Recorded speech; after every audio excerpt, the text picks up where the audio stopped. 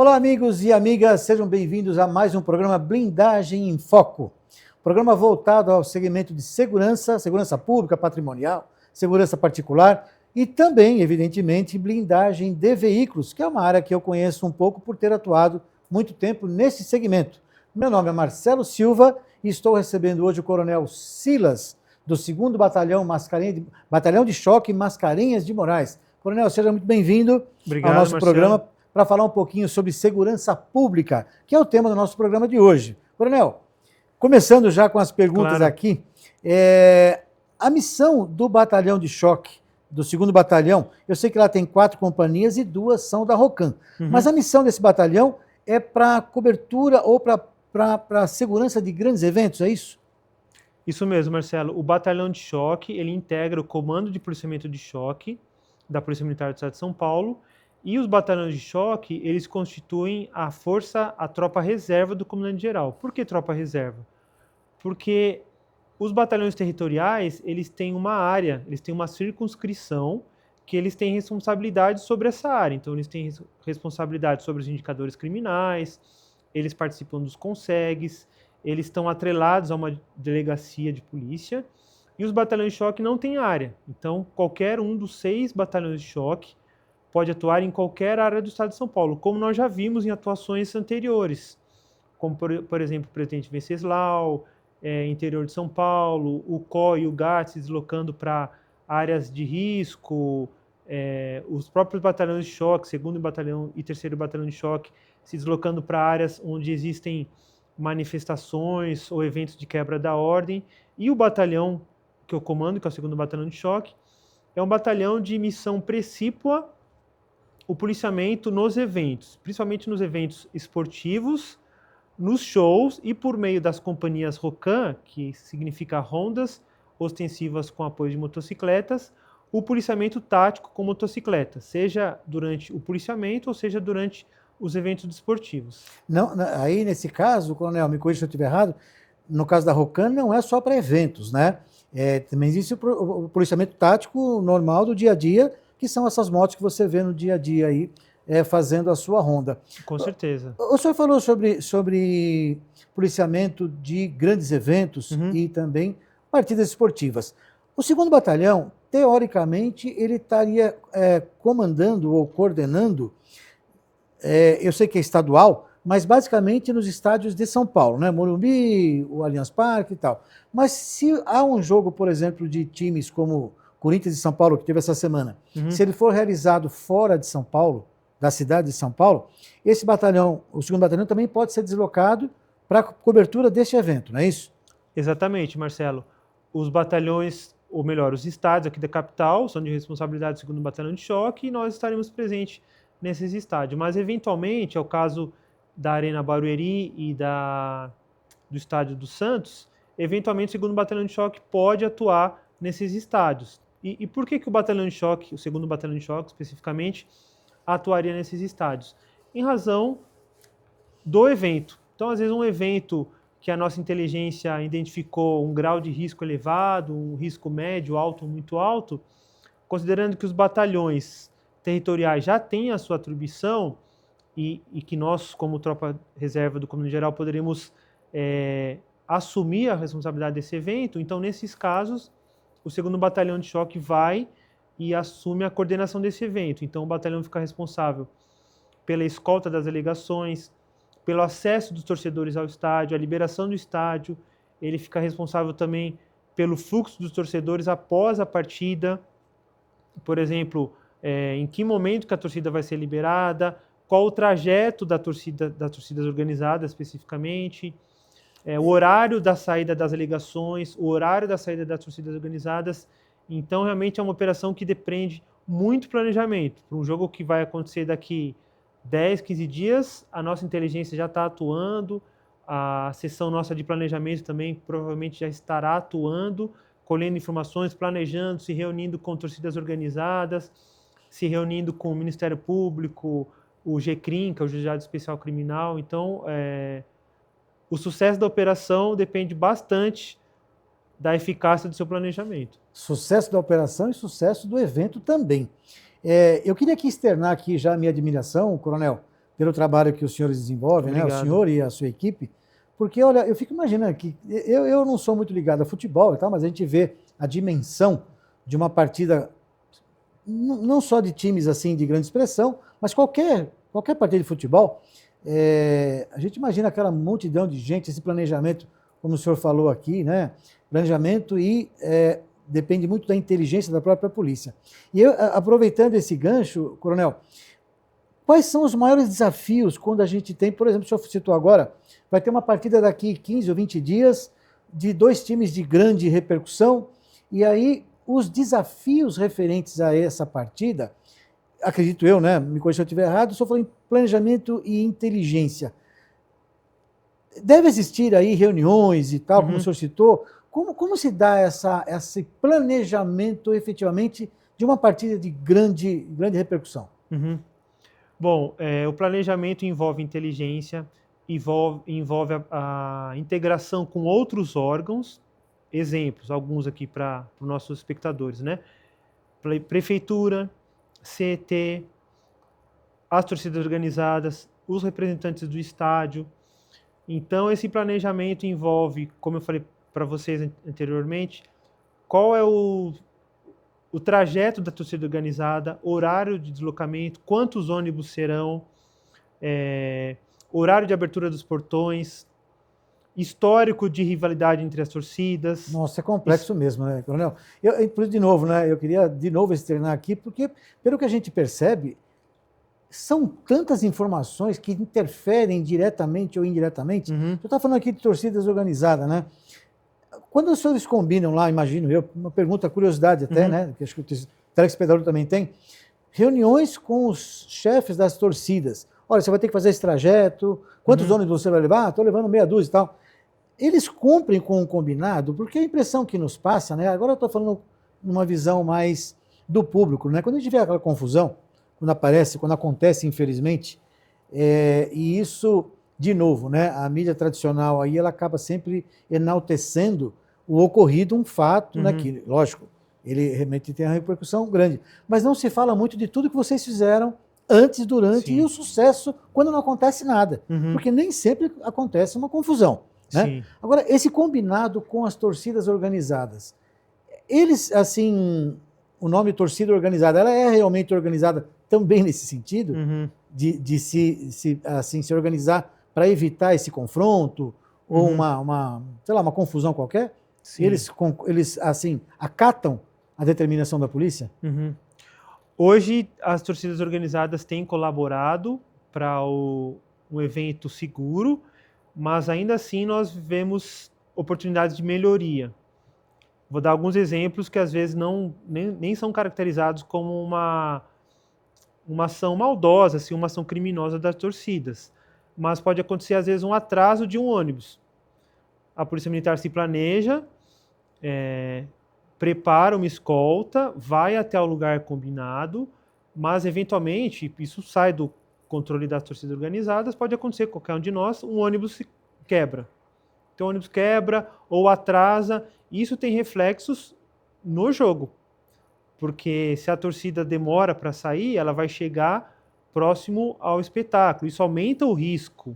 Nós vamos ter uma torcida se deslocando, às vezes, passando por subsedes de outras torcidas, né? Isso vai ter um impacto no trânsito, isso vai ter um impacto no acesso dos outros torcedores no estádio. Então, hoje, sim, muitas torcidas organizadas cumprem o combinado, colaboram, mas nós vemos ainda muitas oportunidades de melhoria. Vou dar outros exemplos, não só com torcidas de São Paulo, como de outros estados. Número de ônibus. Às vezes a Polícia Militar se planeja para 20 ônibus, na hora aparecem 30. Ou o contrário, né? A polícia se planeja... Né?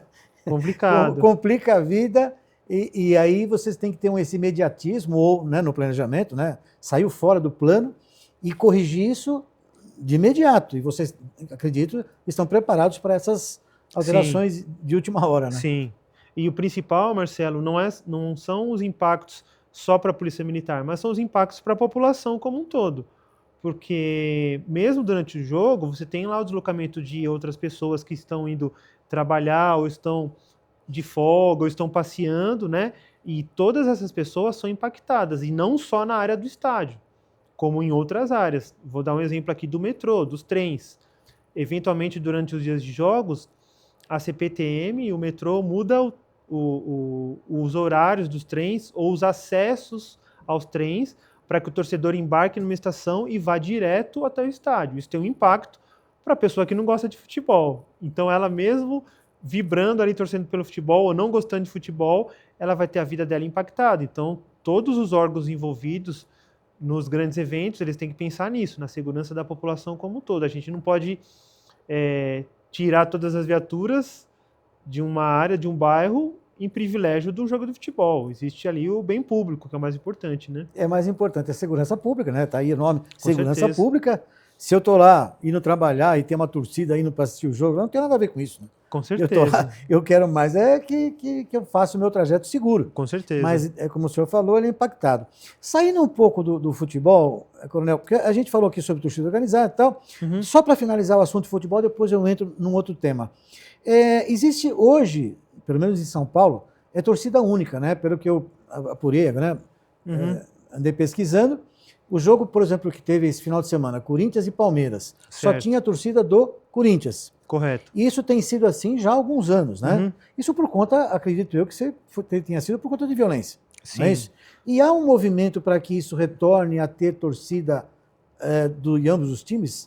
Existe algum movimento em relação a isso? Sim, algumas personalidades ligadas ao esporte, algumas associações têm trazido de novo essa discussão em pauta, sugerindo que se estude ou que se voltem com as duas torcidas. Do ponto de vista técnico, o 2º Batalhão de Choque tem monitorado os jogos e, como você falou, teve um motivo, né, para que o Ministério Público decidisse em prol da torcida única. E um fato assim emblemático foi lá em 2016, uma pessoa que se chamava José Simval Batista. Ele morreu no confronto entre dois times, isso está na internet, é bem fácil da gente encontrar informações a respeito. E o pai dele falou assim: o meu filho nem gostava de futebol. Né? E ele foi uma das vítimas dessas brigas entre torcidas organizadas. Então, a partir de 2016, no estado de São Paulo, foi instituída a torcida única. O batalhão tem acompanhado esses dados e em um dos estudos que o Batalhão de Choque realizou, o 2º Batalhão de Choque, nós estudamos 40 a 50 jogos antes da torcida única e 40 a 50 jogos depois da torcida única. E os números tiveram uma queda drástica. Não há como negar, né? E aí, contra fatos, sim, né? Não tem argumento. Se realmente, quando se tinha a torcida de ambos os times, tinha estatisticamente comprovado, o volume de confusão já era maior, e a partir de 16, como o senhor falou, né? 16. Já se vão aí 7 anos, é isso? 7 anos. Houve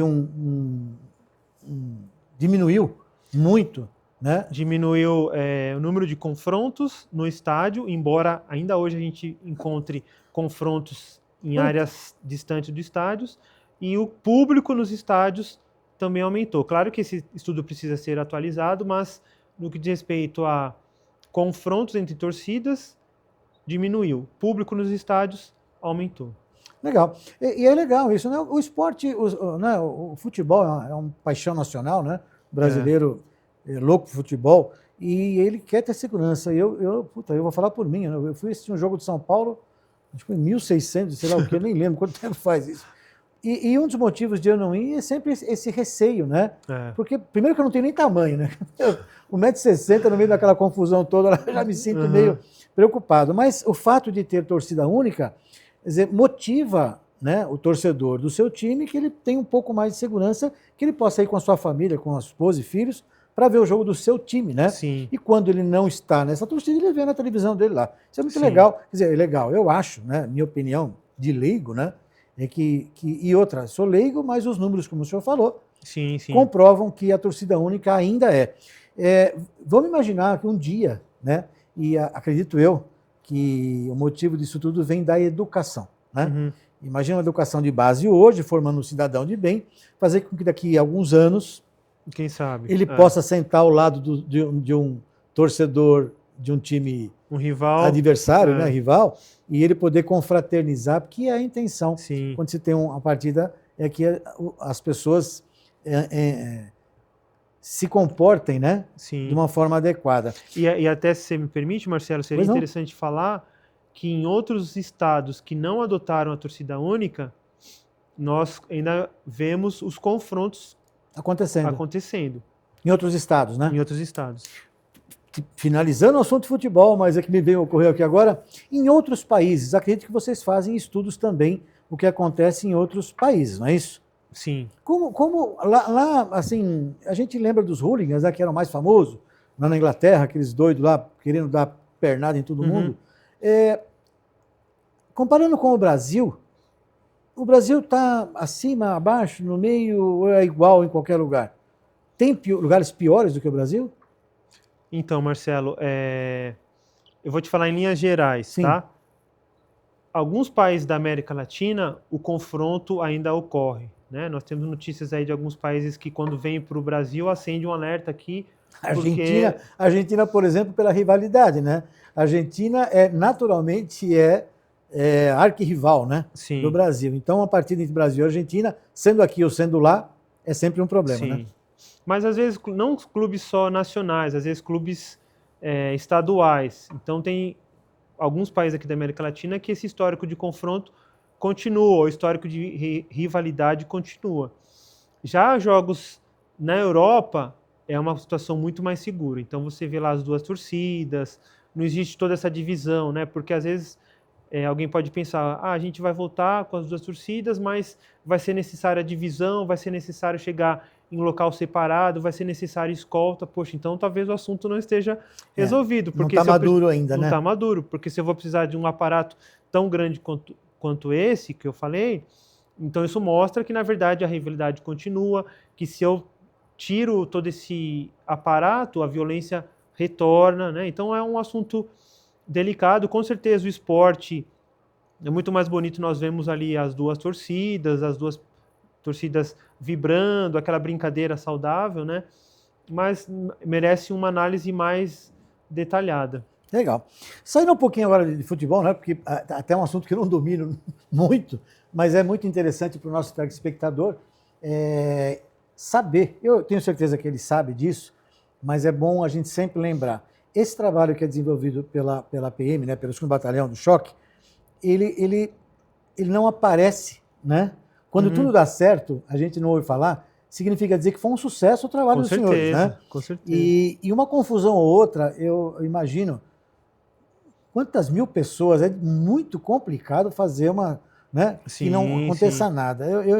Eu, de novo, sempre vou elogiar porque eu acho muito interessante. E se você me permite, Marcelo, não só da Polícia Militar, mas todos os órgãos envolvidos. Sim, sim. O senhor falou agora que tem uma engenharia com todos os órgãos, né? Sim. Perfeito. Perfeito. Saindo um pouquinho do futebol, shows. São Paulo, né, uma megalópole, né? A gente tem visto aí shows toda semana, shows de grande repercussão em estádios, né? O Allianz Parque é um dos locais onde tem tido muitos shows internacionais. Ele também demanda todo o planejamento e inteligência por trás, não é isso, Coronel? Sim. Agora, no meu entendimento, é mais tranquilo ou também ele tem que estar, assim, ele suscita preocupação no que diz respeito à segurança? Ele exige planejamento, exige uma integração entre todos os órgãos envolvidos, mas a preocupação é outra.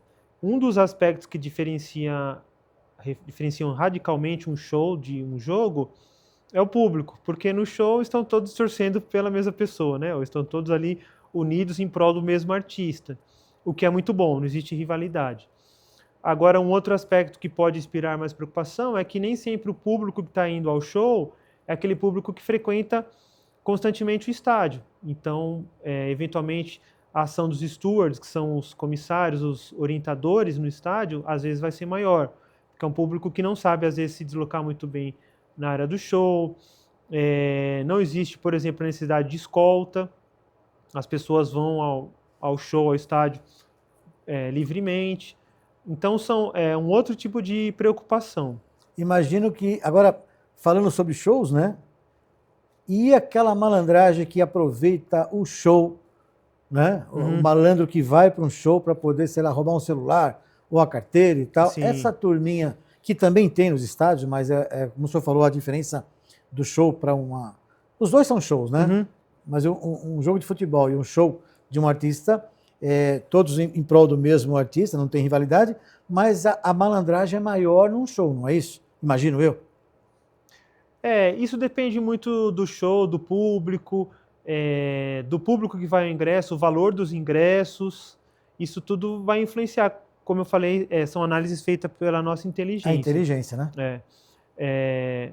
O acesso das pessoas, por onde que elas vêm, onde os veículos vão ser estacionados, a idade também isso influencia, né? O público de adolescentes, o show é para adolescentes, o show é para um público mais adulto. Então são cenários, essa análise de cenários é feita pela nossa agência de inteligência e para cada evento um planejamento. Um outro ponto que a gente também precisa acompanhar, como eu falei do time, é acompanhar o histórico de rivalidades entre as torcidas. Num show, por exemplo, esse ano a gente acompanhar o histórico do público que vai ao show. Então, só para a gente resumir aqui, tem certas bandas em que é comum, às vezes a banda faz show na Europa, em outros países, não tem essa dinâmica, mas tem certas bandas que o público costuma soltar sinalizador. Isso é um perigo, né? Isso é um perigo. Isso é um perigo. Equipamentos que podem trazer um dano a outra pessoa, né? Isso é proibido, acredito, né? Sim. Mas o cara leva, mesmo proibido, ele quer aparecer, sei lá, leva um negócio lá que pode causar um dano a uma pessoa que está ao seu lado, né? E isso deve ser coibido na entrada, com revista, com um monte de... Esse tipo de situação eu imaginei. Eu imagino um show do Paul McCartney, o público que é como se for mais maduro, e um show de rock metal pesado, né? Sim, sim. Que é outro público, né? Exato. Não desmerecendo nenhum nem outro, mas a probabilidade de ter uma confusão com os velhinhos assistindo a um Paul McCartney deve ser diferente de um público que vai ver um show do Metallica, né? Acredito eu, né? Sim, sim. É interessante. No caso de shows, né, que também são em estádios, né? O senhor falou que aí não há necessidade de escolta e tal, mas a proteção do próprio artista, evidentemente, que deve ter, e também a esses meliantes que se aproveitam do público que está lá para poder, talvez, tirar proveito de alguma forma. O projeto Muralha Paulista, que foi implementado em 2024, que é um sucesso, né? As câmeras espalhadas aí nos estádios, principalmente, reconhecimento facial e tal, a gente vê isso muito em filmes, né? Mas eu tenho um amigo que viajou recentemente para o Oriente Médio e ele estava comentando que em qualquer lugar que você vá, até você pode estar de barba, óculos escuros, você pode tentar disfarçar de qualquer jeito lá que a câmera vai te catar. O Muralha Paulista, ele hoje está presente em todos os estádios, não é isso? Sim, por conta de uma legislação do futebol, os estádios com mais de 20 mil torcedores, capacidade de público de mais de 20 mil torcedores, eles são obrigados a implantar o acesso biométrico. O que é o acesso biométrico? A pessoa compra o ingresso e ela se cadastra no site do clube e aí o acesso dessa pessoa ao estádio é por meio da biometria. Então aí fica fácil, né? Quer dizer, você consegue, mas os que estão abaixo de 20 mil, que ainda não tem as câmeras lá, é isso? Existem algumas câmeras, mas nem todas as câmeras estão integradas ao Muralha Paulista. E as câmeras dos estádios que estão integradas ao Muralha Paulista, qual é a grande vantagem para policiamento? Como a base de dados vem do Muralha Paulista, então a gente consegue, no momento que a pessoa compra o ingresso, a gente já sabe se essa pessoa é procurada, se ela tem um mandado em desfavor dela, e assim que ela acessa o estádio, pela biometria, a gente sabe onde ela acessou o estádio, a gente consegue fazer a prisão dessa pessoa. Isso é muito legal a gente divulgar, né? Eu acho que é importante a gente falar sobre isso, porque o cidadão que tem segundas intenções, né? Ou seja, humilhante, ele ciente disso, ele já evita porque ele sabe que lá não é o lugar para ele ir, né? Sim. Isso é muito bom e transmite segurança para quem, né? Para o cidadão comum que queira ir a um show, ele tem essa certeza de que muito difícil, ou seja, ele vai estar muito mais bem protegido, porque existe esse trabalho feito por esse projeto Muralha Paulista, que já coíbe ou inibe esse meliante de ir a um show, né? Sim. Só um ponto, Marcelo, os shows, os organizadores dos shows, promotores de eventos, eles ainda não são obrigados a venderem os ingressos por biometria. Então ele pode fazer essa venda no site por biometria, ou ele pode vender os ingressos físicos, mas assim, a posição do nosso batalhão é que cada vez mais se utilize a biometria, porque, um exemplo, né?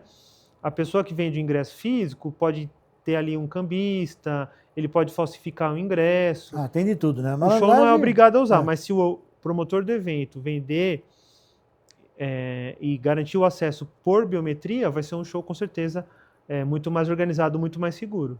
Muito legal. E além de futebol, além de shows, pelo que eu pesquisei aqui, o Batalhão de Choque também ele faz a segurança quando vem personalidades estrangeiras, chefes de estados, por exemplo. E eu vi o nosso diretor tem algumas imagens, se puder colocar aqui na tela, de visitas de presidentes. Vocês já fizeram cobertura de alguns presidentes, não é isso, Coronel? Sim. As visitas... Esse aí Clinton, é o Bill Clinton, tem Barack Obama. Quem faz essas escoltas é a 3ª e 4ª companhia, companhias Rocan, por meio dos batedores. A segurança desses chefes de Estado, alguns já trazem a sua própria, não é isso? Tem, por exemplo, um presidente americano, eu tenho certeza de que aonde ele vai, ele leva uma turminha dele lá, o carro dele, e por aí vai. Mas o Estado de São Paulo, por exemplo, ele dá essa cobertura além daquela segurança que ele tem, evidentemente. Né?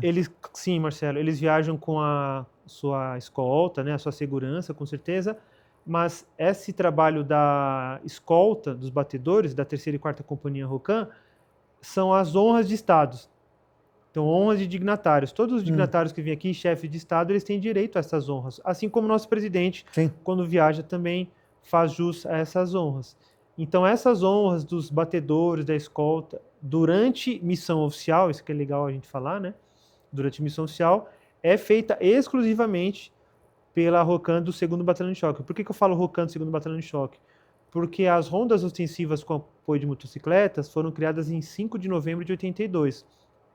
Inicialmente, esse policiamento estava restrito ao 2º Batalhão de Choque. E hoje a gente vê outros batalhões que também usam esse mesmo nome Rocan, mas o órgão gestor do conhecimento, ou o batalhão responsável por trazer toda a doutrina, técnica, oferecer cursos, oferecer treinamento,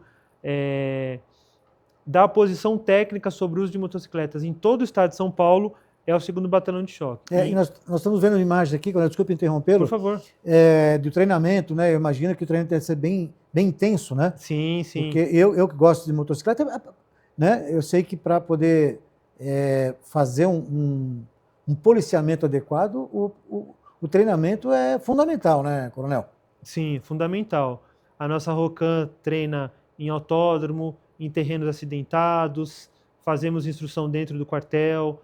Todos os motociclistas que fazem o curso Rocan fazem no nosso batalhão. Então, o nosso gabinete de treinamento conta com policiais com larga experiência nessa área, com formações não só na polícia como fora da polícia, alguns até em outros países, em outros estados.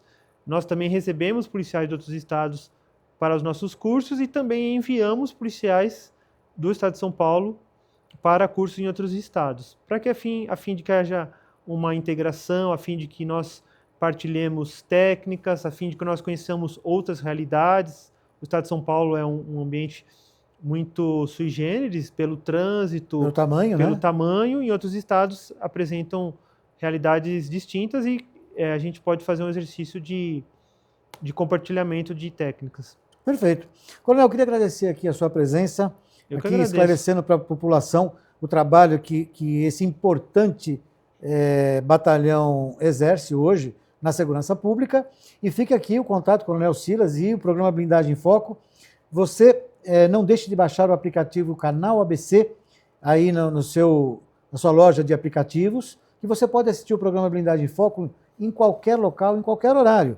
E nas mídias sociais também, Instagram, YouTube e tal. No YouTube, inclusive, vai ter lá o programa completo, que você pode assistir a qualquer momento. Coronel, de novo, aqui o Blindagem em Foco fica à sua disposição. Quando tiver algum recado que o senhor quiser passar para a população aqui através do nosso programa, ele terá um imenso prazer em recebê-lo novamente para falar sobre temas tão relevantes que diz respeito aí à sua segurança. Obrigado mais Muito uma obrigado. vez. Blindagem em Foco, não perca o próximo episódio. Obrigado.